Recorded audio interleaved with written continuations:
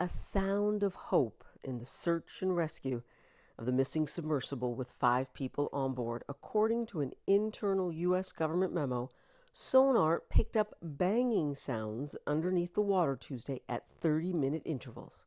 Regular 30-minute intervals is a man-made thing. It's not a natural occurrence. It doesn't happen like that in nature. It is a good sign of hope.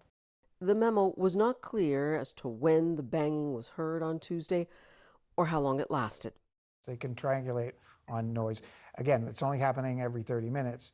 They only have a data update every 30 minutes. So if it was happening every minute, it'd be a lot easier and a lot faster.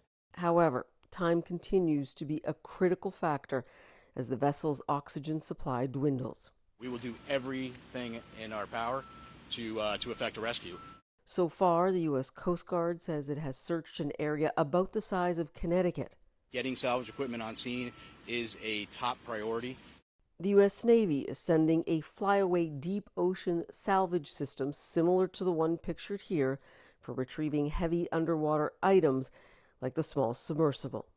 On board, OceanGate CEO and founder Stockton Rush, British adventurer and businessman Hamish Harding, one of Pakistan's richest men, British businessman Shahzada Dawood, and his 19-year-old son, Suleiman Dawood.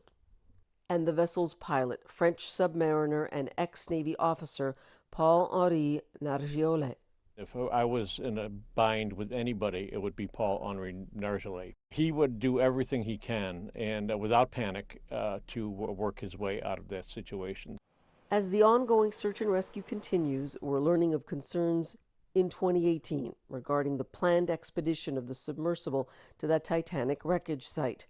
In a letter obtained by the New York Times and addressed to the OceanGate CEO, Stockton Rush, the Manned Underwater Vehicles Committee of the Marine Technology Society raised these concerns.